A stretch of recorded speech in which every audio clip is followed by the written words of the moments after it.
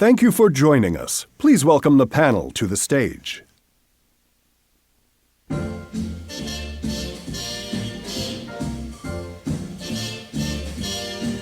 Somewhere beyond the sea, somewhere. Good morning. I'm Allison Aubrey of NPR News. Thank you to the Milken Institute for having me and to this amazing panel.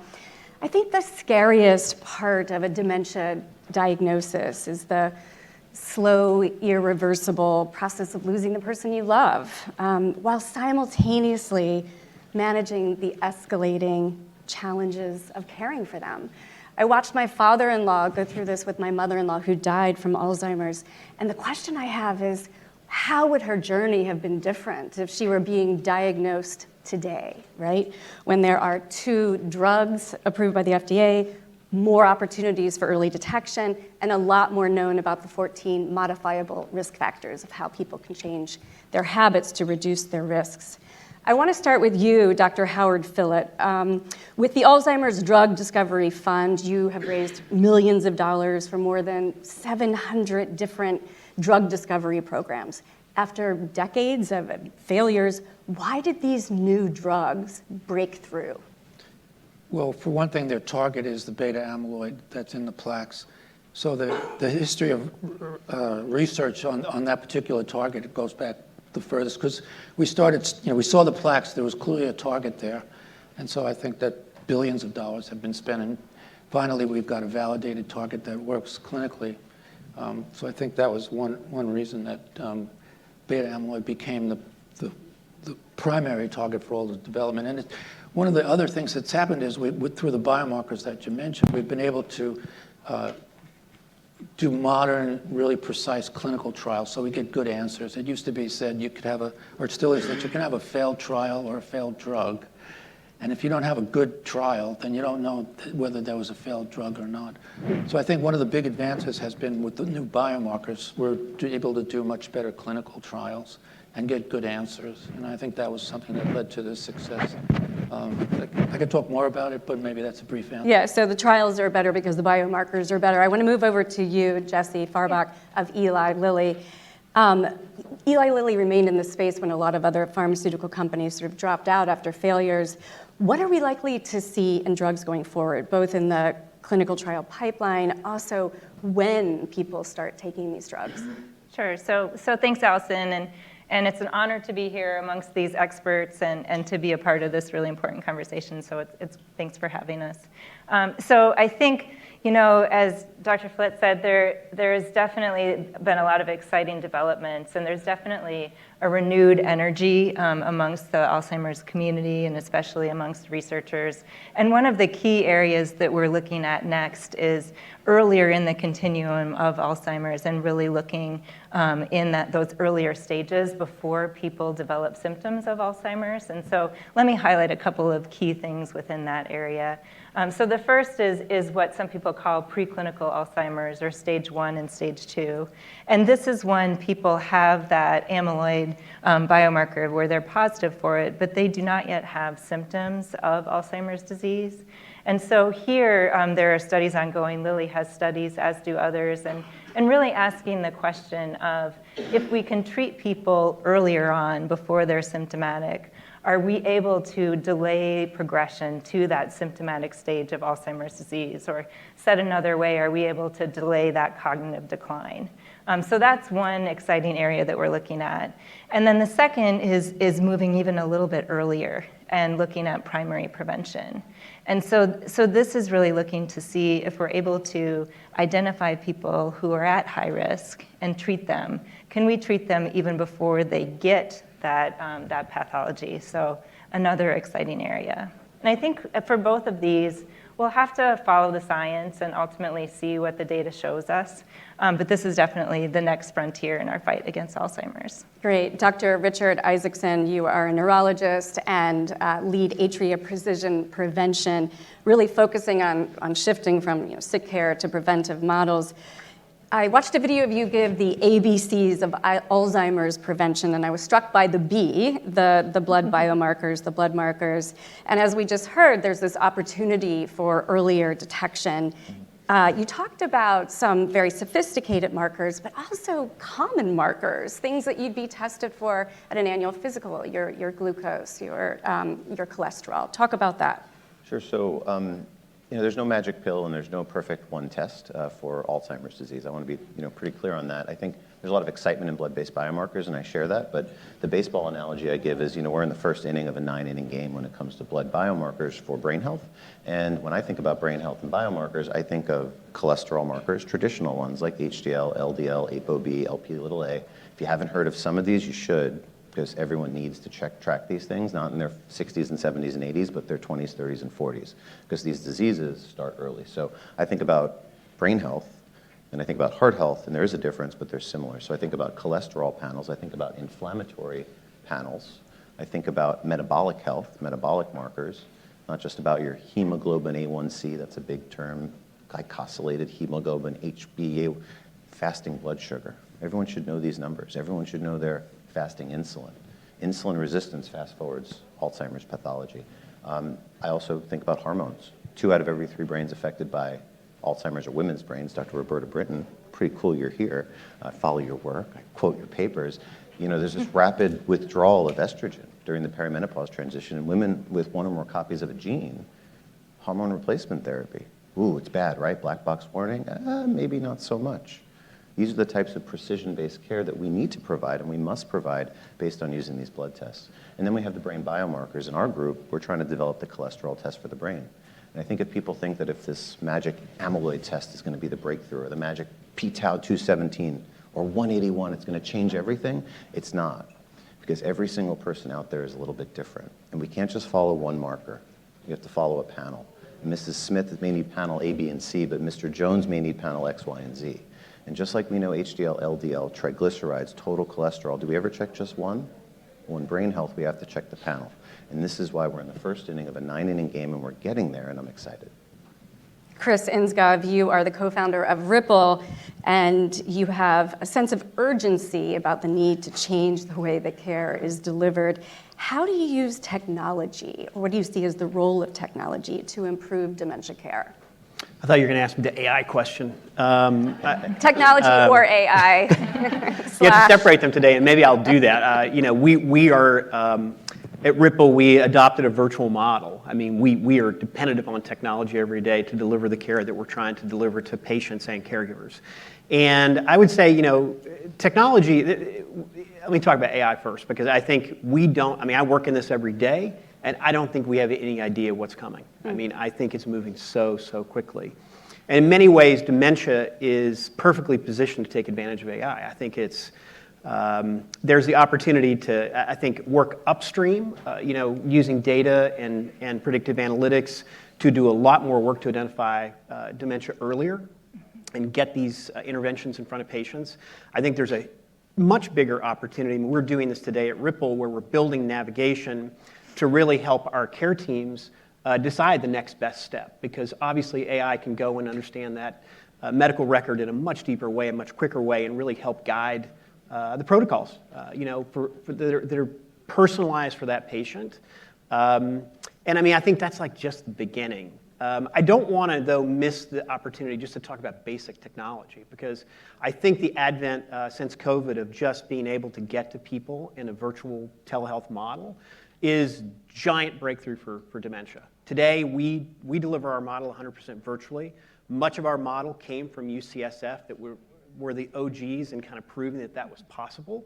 And basic things like telehealth and just better two-way communication are like a new lifeline to patients and caregivers who live particularly in rural areas, but even people living in cities who just can't get out of their apartment. Or so I don't want to be too old-fashioned, but there's just a lot of basic technology that we can bring to medicine today, particularly for this patient, that is going to be as breakthrough as AI in the short term.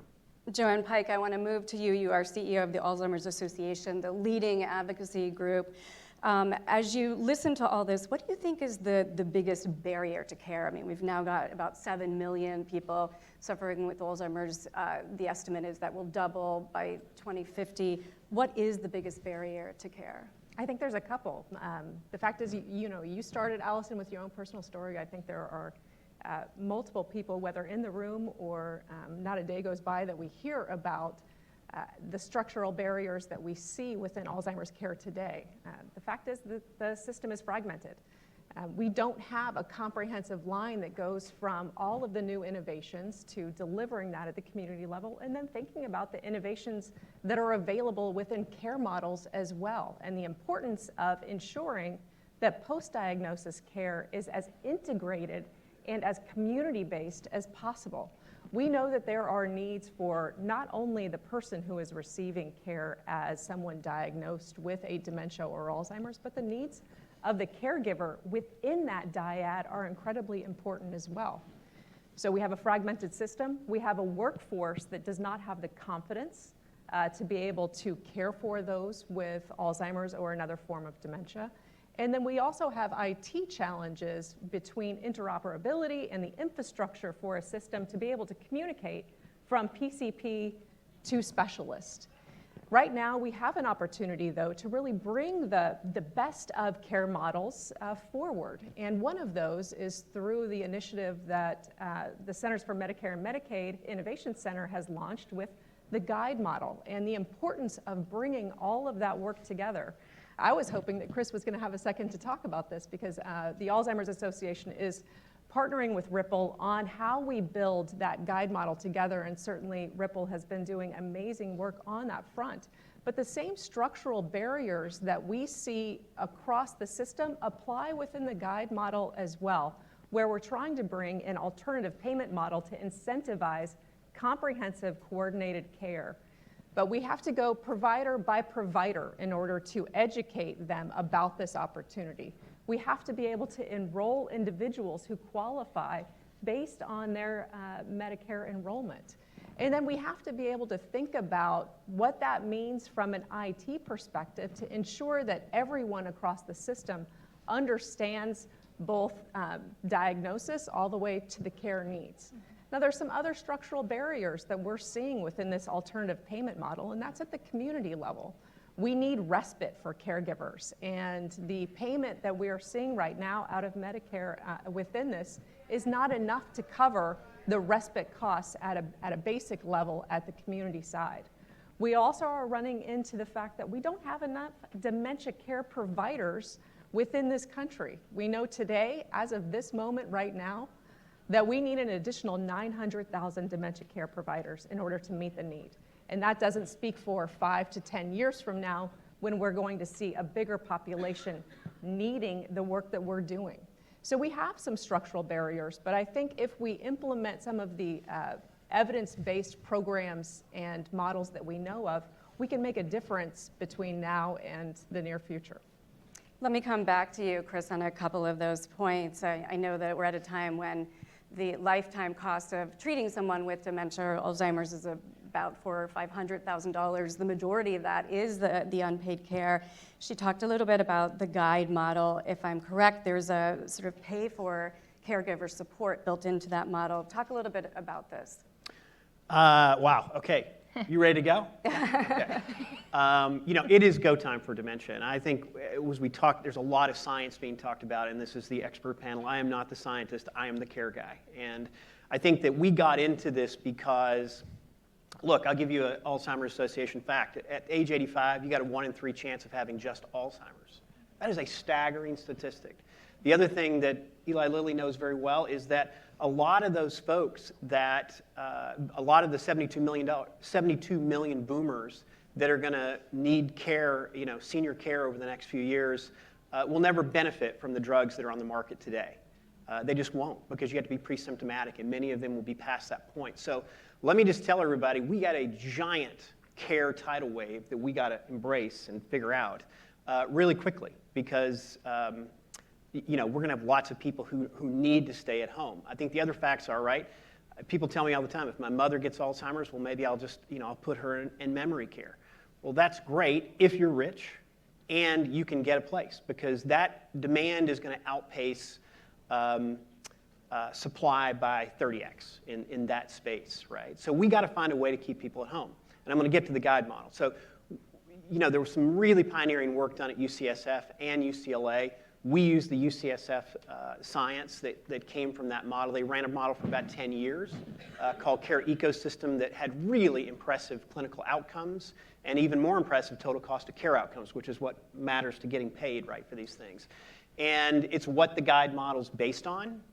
And I think the opportunity now is, I mean, the message I have is we know how to do this, and now we need to go do it. And as you all know better than anybody, it's how you get paid that matters. That's how we get care out there.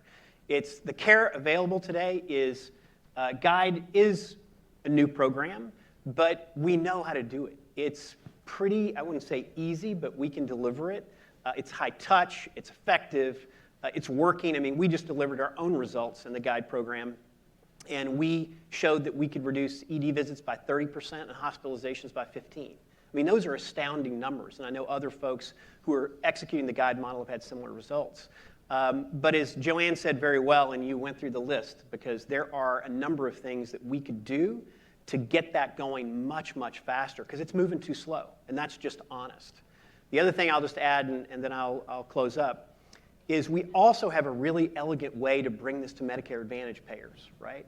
Because that's half the country, right? Guide's great for Medicare, but that's only 50% of the folks out there. And we can bring a really elegant program to Medicare Advantage, but again, we're moving so slow.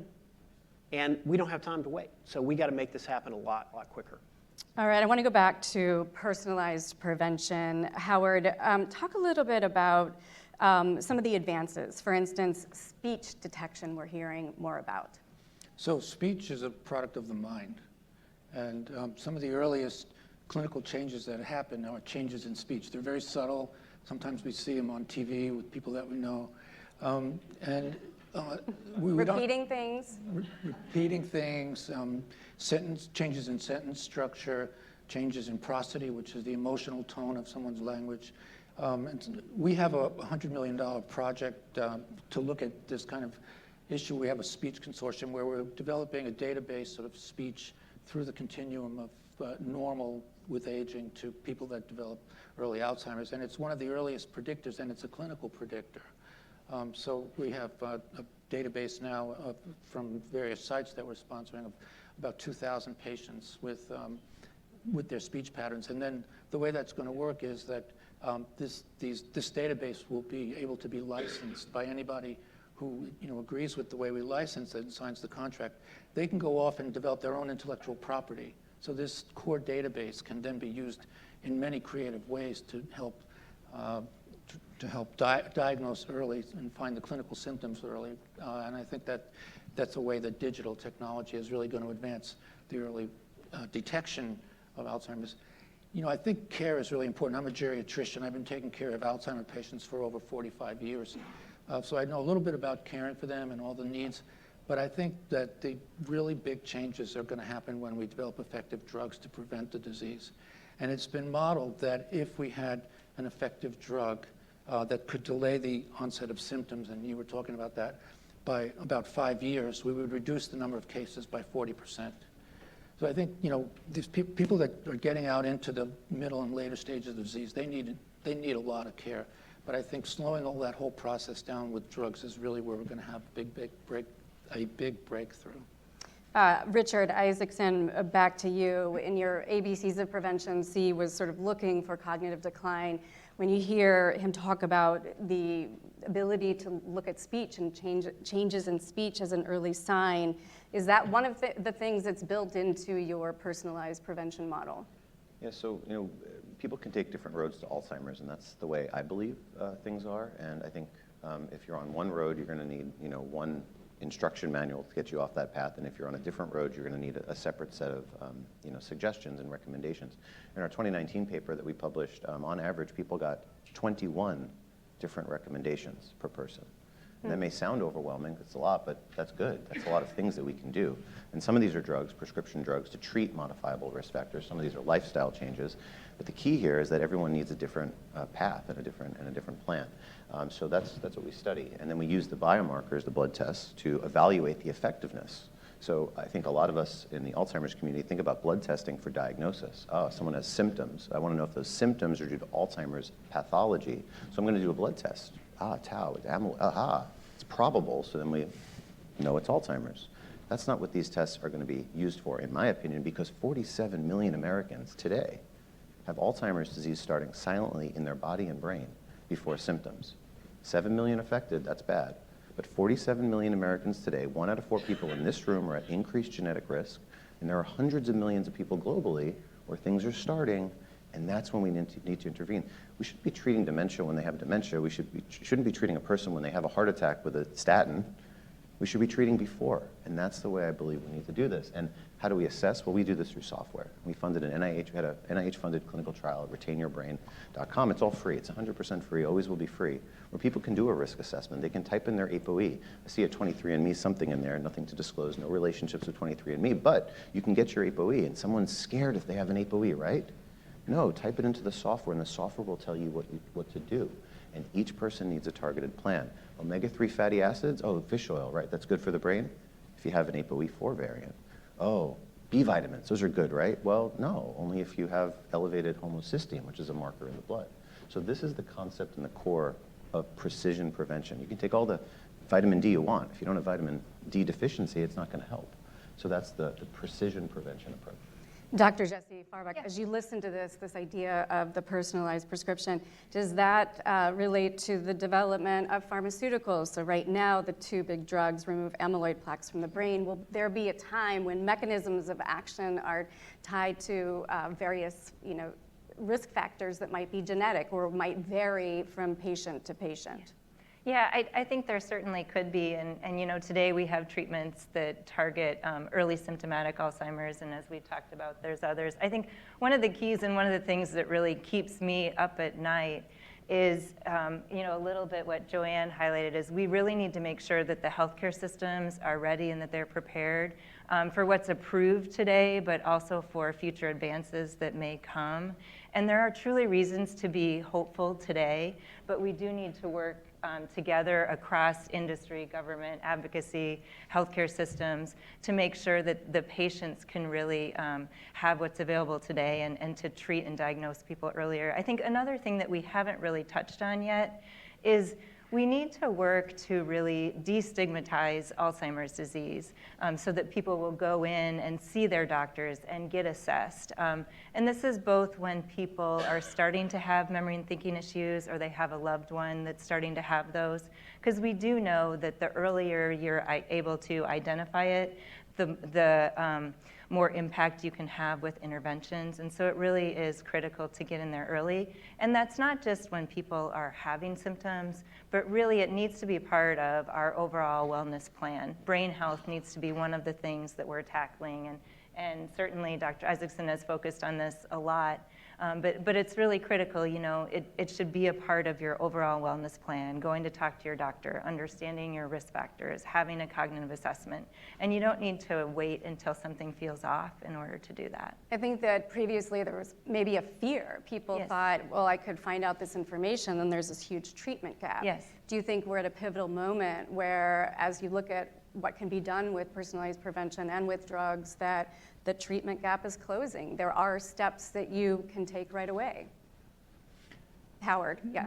Well, I think what we're saying, we've gotten success. We know how to do clinical trials. We can get drugs approved for Alzheimer's disease. That's a huge breakthrough. We've never had disease-modifying drugs before. But what we've seen is also the limits of disease-modifying drugs because they slow it down by about 30%. They slow the decline in function by maybe 45%. Some people actually get better. So in the population, the average is 30%, but some people have been reported to get better. It depends on your genotype and all that. But I think the next phase, which is really exciting, is combination therapy. Because like cancer, Alzheimer's is a disease of aging with multiple mechanisms. Each patient is a little bit different in their pathways getting to the pathology. And that's where the field is finally moving. It used to be 5 years ago that 75% of the clinical trials were beta amyloid trials.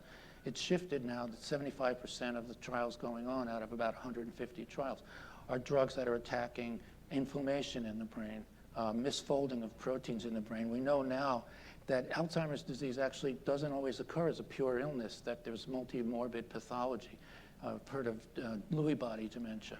About 40% of people at pathology, at autopsy, have Lewy bodies, and Alzheimer's disease, and those people tend to progress a little bit faster. So we have to recognize, we need biomarkers. We're starting to get biomarkers, blood biomarkers or spinal fluid biomarkers or skin biopsy biomarkers for alpha-synuclein, because that's the protein that's in the Lewy bodies that would be a drug target if we went after that pathology. And there's other forms of dementia that contribute as well. So I think we've gotten through the first phase. We saw the plaques, we treated the plaques, we got rid of the plaques, it works. We validated the first target, which was the obvious one. But in terms of thinking, in terms of like, okay, it all starts with beta amyloid, I think we have to think in terms of what happens before the beta amyloid that drives the beta amyloid plaques. And those would be more, I think, prone to prevention, because those are the things that are driving the pathology. And as I say, inflammation, of the 75% that are non-amyloid programs, about 25% are inflammation, because we know that inflammation really affects the brain and also probably causes cells to make the beta amyloid in excess and things like that. So it's the next era, and it's going to be combination therapy. And I suspect in five years or so, we might have a couple of new drugs approved at least, where people will be studied and they'll be on 2 or 3 drugs for Alzheimer's disease, not just one. Yeah. Joanne, I want to go back to you. There's a lot more known about how lifestyle can improve brain aging. The Lancet Commission pretty much concluded that there are 14 modifiable risk factors that could play a role in preventing or delaying the onset of dementia. Tell us a little bit about the Pointer study that the Alzheimer's Association was behind. What did it find, and why are you hopeful given these results? The Alzheimer's Association took the idea of modifiable risk factors and basically applied that at the personal level. So we knew what could work at the population level. We applied it at an intervention level for here in the US, really looking at a diverse population, both in people characteristics, but also locations and the type of individuals that could benefit from this. So we invested over time about $50 million in running a rigorous research study looking at nutrition, physical activity, social and cognitive engagement, along with medical care management of heart health, basically high blood pressure, over the course of 2 years, enrolling over 2,000 individuals in 5 cities across the US. And we randomized these individuals to 2 different groups, a group that received self-help and a group that received a highly engaged, accountable group to receive those interventions over time. What we found is that both groups, the self-help group and the engaged group, increased their cognitive scores. So they both benefited. But the group that had the highest intervention, the engaged group, saw a benefit of 1 to 2 years of cognitive benefit.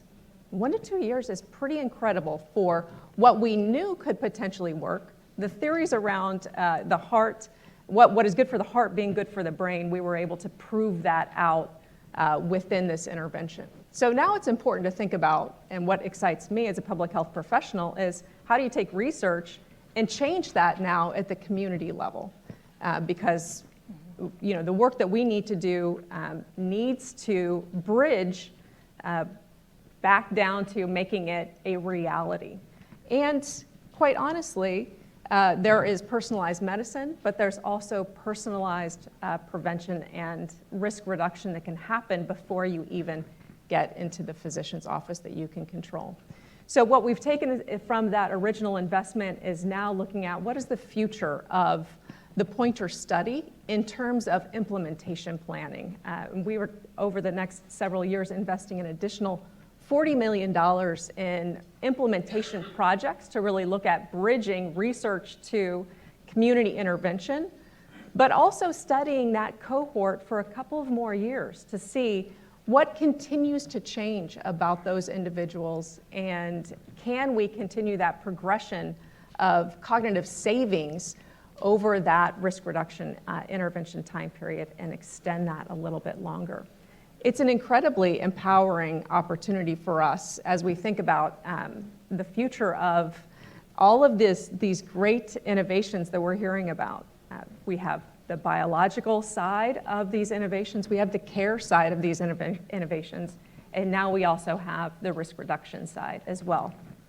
One of the things about the Pointer study that I found fascinating is that one of the interventions was called the Mind Diet, which was developed in Chicago by researchers at Rush University. It really is sort of, as I looked at it, kind of Mediterranean pattern of eating with doubling down on greens, that kind of thing. And when you think about the 14 modifiable risk factors, many of them do come down to simple choices that people make every day. So for the MDs on the panel, when people start talking about these lifestyle changes that are important to improve brain health, if they say, you know, doctor, what's the most important thing? Is it the Mind Diet?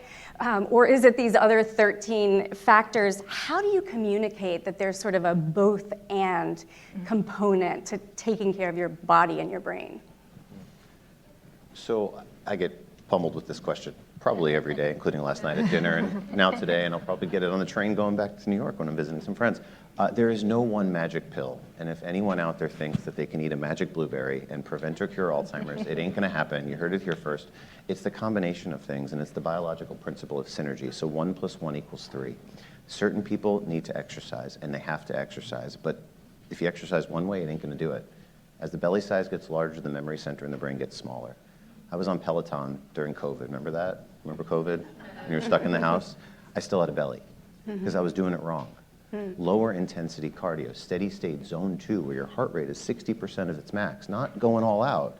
That's how you lose body fat. And doing it fasted if your doctor says it's okay. I was making my heart stronger and I was making my pulse rate lower, and I was probably gonna live longer because of it, thanks COVID, benefits of COVID, but I wasn't losing my belly fat. So you have to change the game, and it's about precision exercise. Leafy greens, absolutely. Fatty fish, lake trout, mackerel, herring, albacore tuna, wild salmon, sardines, omega-3 fatty acids, protective. Blueberries, half a cup. Nurses' Health Study showed you could delay cognitive decline by 2 years by eating berries. Just has to be twice a week because the half-life of the antioxidants in berries is long. There is no one magic anything. It's about stress reduction. It's about sleep. If you're burning the candle at both ends and you want to loosen up that amyloid by exercise, but you're sleeping 5 hours a night, well, that's when the trash gets taken out. So you have to do all these things. And if you're not seeing your doctor on a regular basis, high cholesterol, diabetes, high blood sugar, fast forwards Alzheimer's pathology, and fast forwards vascular cognitive decline. We need to think about these things. We need to have these conversations. We need to know our numbers. We need to talk to our doctors. And there's so many free resources out there, from the Alzheimer's Association to the work that all of us are doing. There's so much out there in brain health. Brain Health Matters, I think, is a site that Lily's working on. I mean, literally, it's out there. It's in the zeitgeist. We can grab the bull by the horns, but it's not one magic pill. Howard, I heard you mention that you saw your first patient back in the late 1970s. What can you tell people in a clinical setting today that you couldn't tell them back then about the importance of these lifestyle choices? Back then, I mean, actually, let me just back up a little bit more than that. Senility was always thought throughout millennia to be a normal part of aging. Yeah.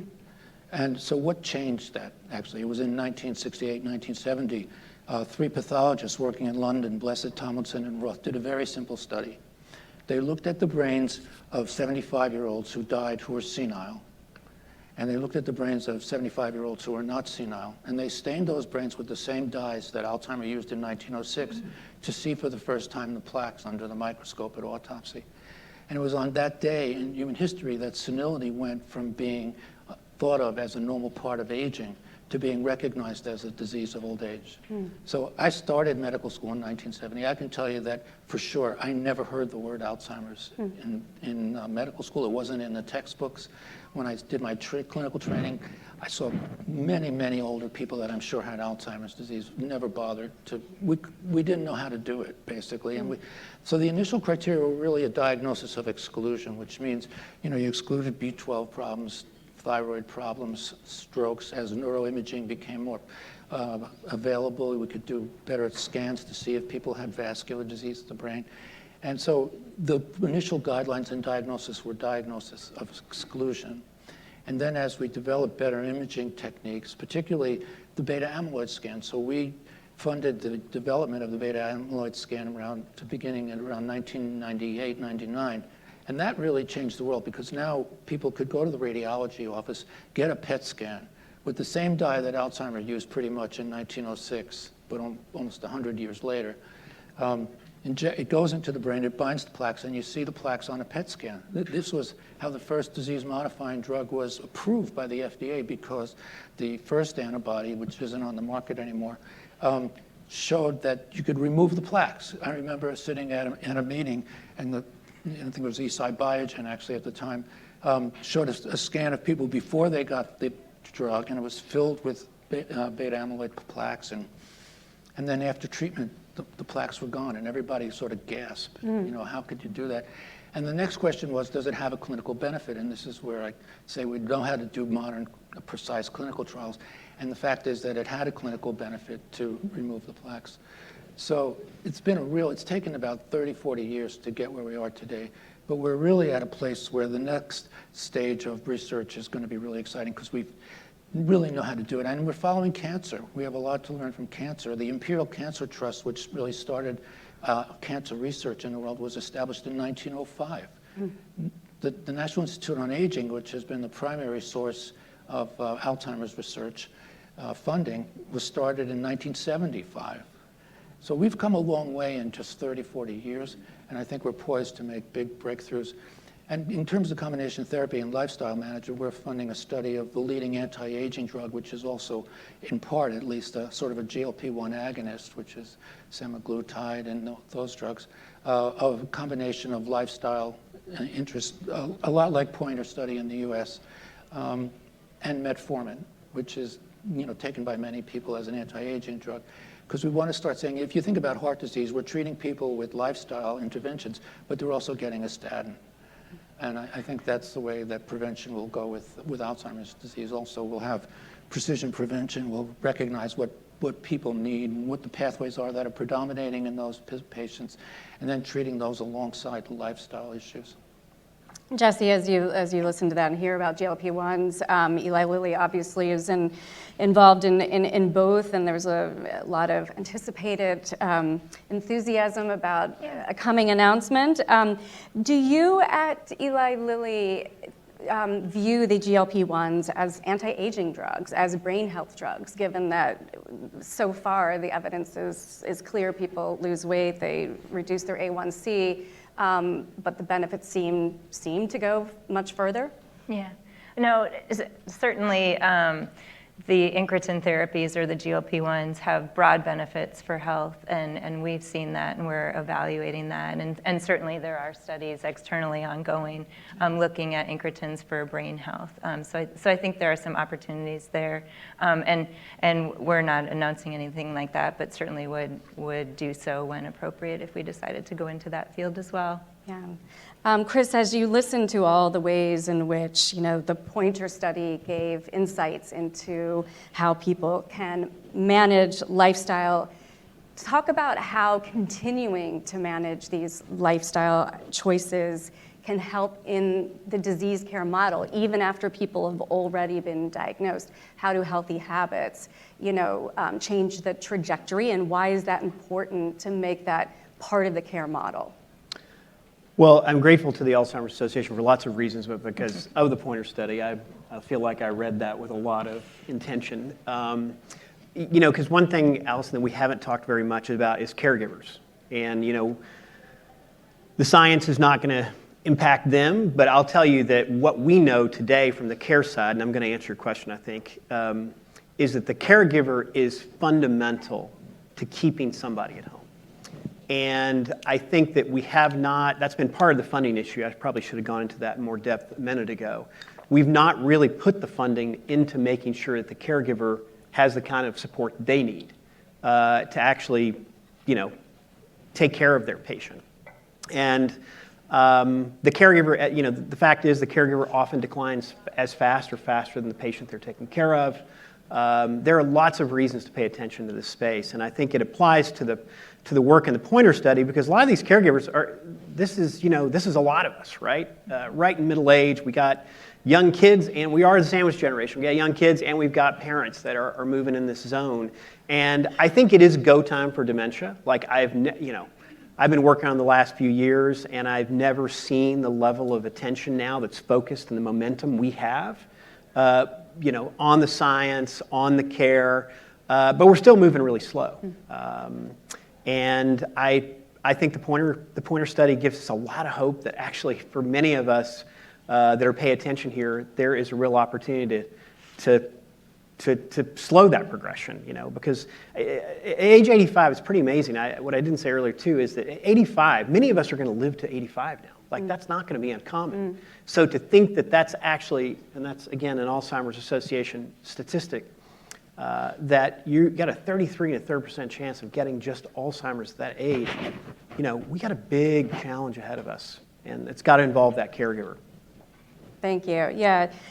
Joanne, as you listen to Howard talk about this trajectory and talk about in the 70s, you didn't hear the term Alzheimer's.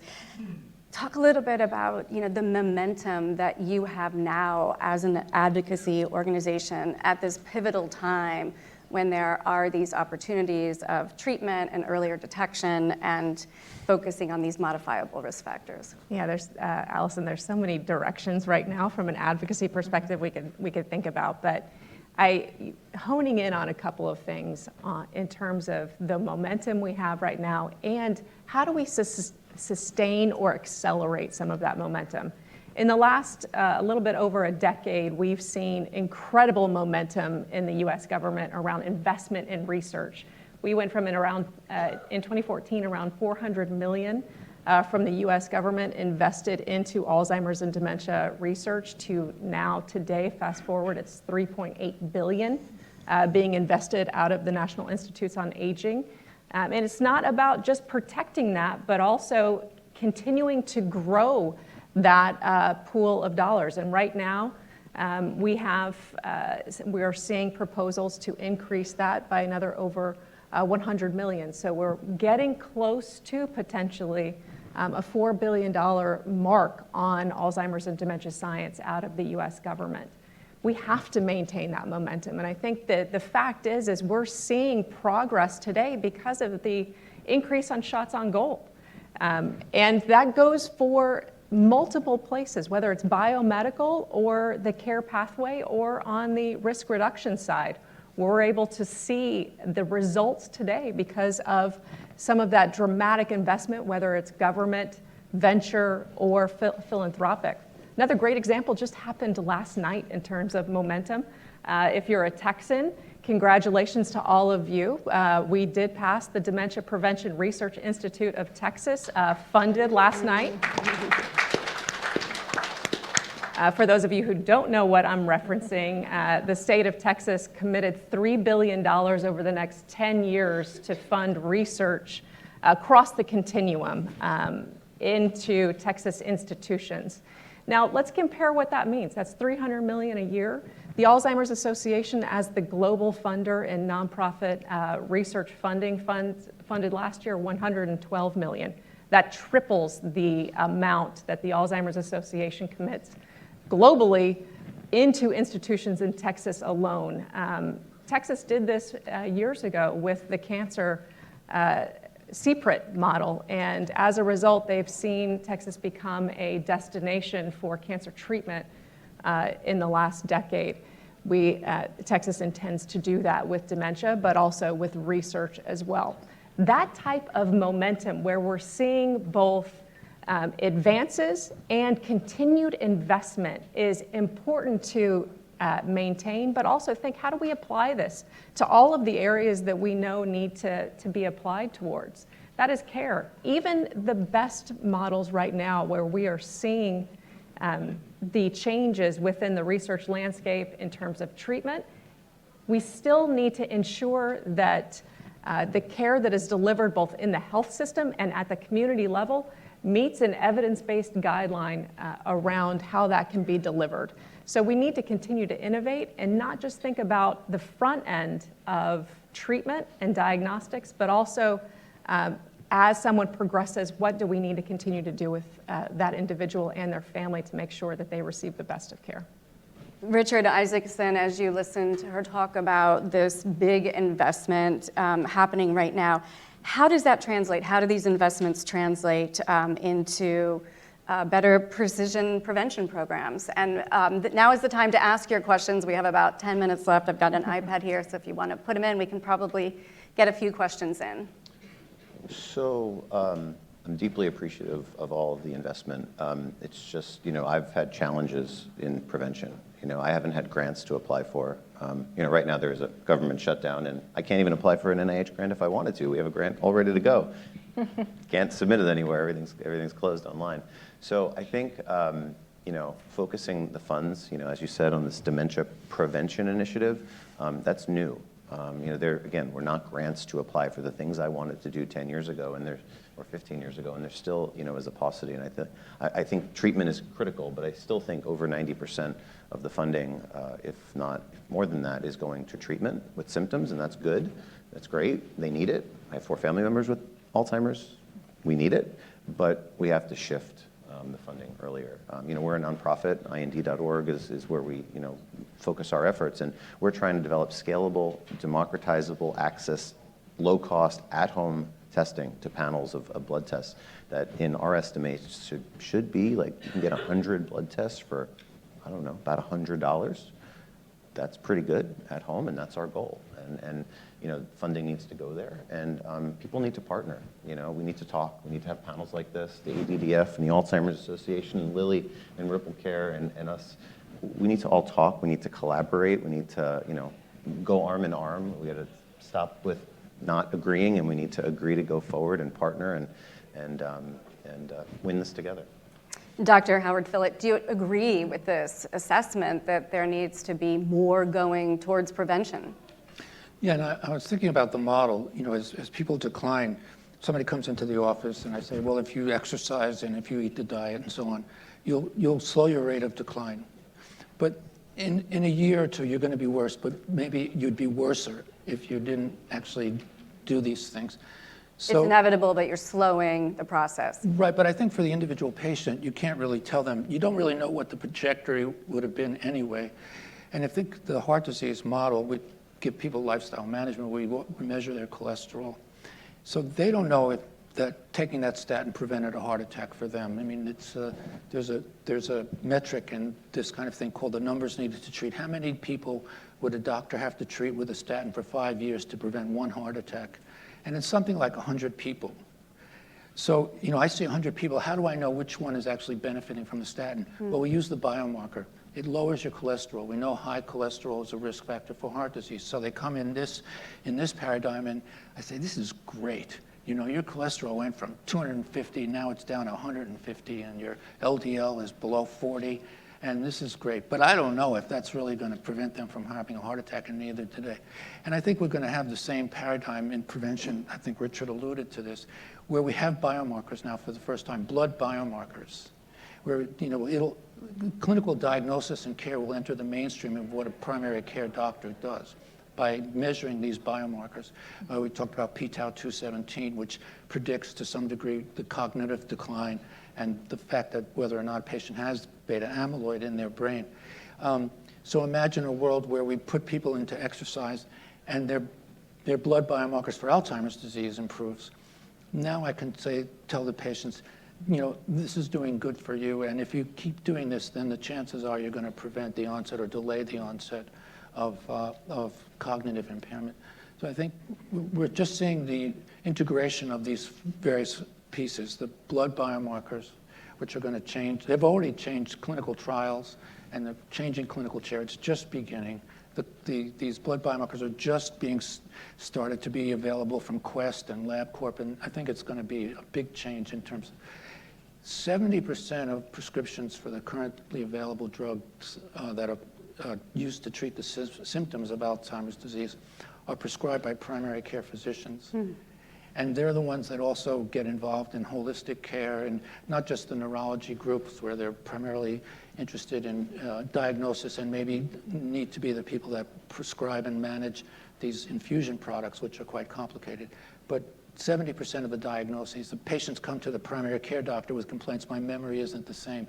We can't have 70% of those patients going to neurology when it can be done in a primary care setting with a blood test. And that's the mainstream of care for other chronic diseases of aging. So it really is a revolution. Yeah. I want to end with the moments we have left with a lightning round. We heard you say in 5 years there will probably be new drugs. Given this 5-year window for each of you, whether you're focused on sort of prevention, for care, new drugs, give us a sense of what we could expect to see in 2030 that we don't see now in terms of advancements in care, in prevention, and in drugs. And we'll start with you, Joanne.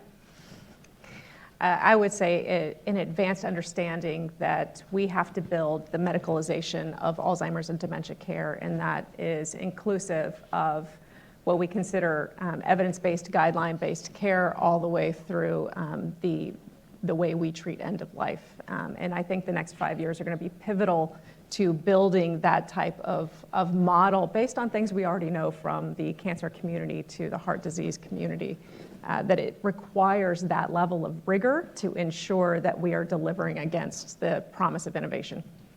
Dr. Richard Isaacson. Within 5 years, I hope to be retired because, and I've already moved from New York to Boca Raton, Florida, from Brooklyn to Boca, as Seinfeld would say. I live literally down the block from Seinfeld's parents, so I don't know where I'm going to retire to, but I hope to be retired because I believe that automated care and low-cost care is possible. I believe that through the comfort of a person's own cell phone, someone can take a risk assessment at no cost. They can get targeted advice. They can get in the mail a little card where they do a couple of finger pricks. And no, it's not Theranos. This stuff is real. The technology is actually much better now. And for less than $100, you can process the card. The cards are like $10. The processing of the blood samples at cost is very inexpensive, believe it or not.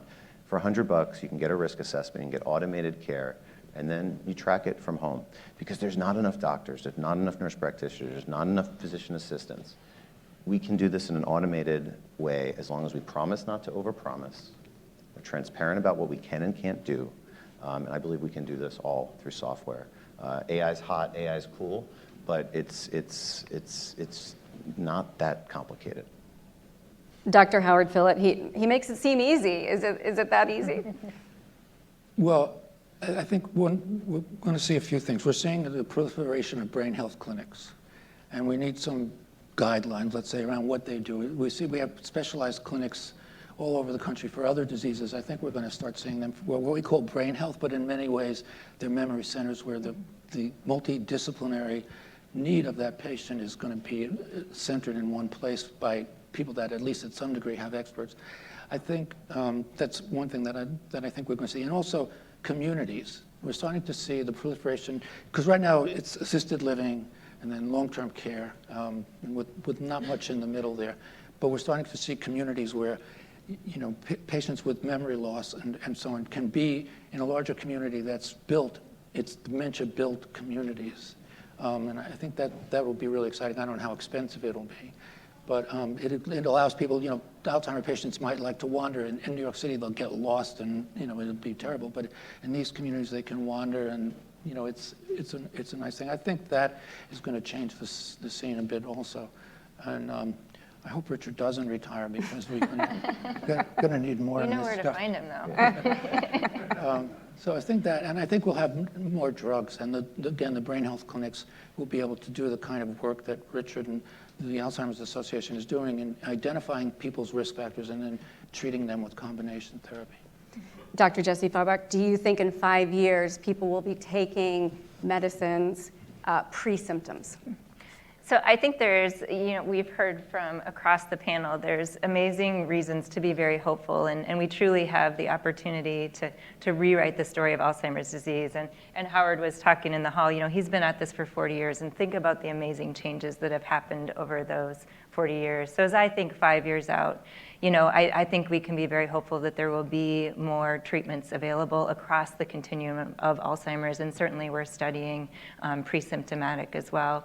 And then I hope that we're also able to destigmatize Alzheimer's so that people do get treatment earlier and so that they can have the maximum benefit, and that we're able to continue to work to make sure that health systems are prepared and ready to receive and treat these patients early. Thank you. All right, Kris, you have the final word. Oh, wow. We know that it is go time. Go time. Yeah, you take the floor. Well, I was just thinking about Dr. Eisenstein talking about we should all work together in this town. The chair that's missing here is actually who pays for this care. That's the chair that I'm realizing is really missing, because without that, none of this works, right? We have to get paid to be able to hire these teams and build the technology and do all the things that we need to do. So, and the other observation I have, and I'll get to my 5 years, is listening to Dr. Phillip talk about 5 years. I mean, like, that seems like a lifetime to me right now. The number of people who will need care in the next 5 years is going to be gargantuan. And it's going to have impact way, way beyond those families. It's going to have, Diane, Ty, and I were just talking about employer impact, right? And getting employers focused on this. So for me, in 5 years, my God, I hope we built a national infrastructure working with the Alzheimer's Association to really get hands-on care to patients and caregivers. And we've really employed, I mean, because it is easy, Richard, in some ways. We already know how to do this. We just got to get the right people to pay for it and really care enough. I say all the time, we don't like old people in America. If we did, we'd have way better infrastructure for them. And that's got to change. So that's what we're working on. And I hope in 5 years, we are light years ahead on the care space and the science space. So that's where I'd end. All right, thank you to this amazing panel, and thank you to a great audience.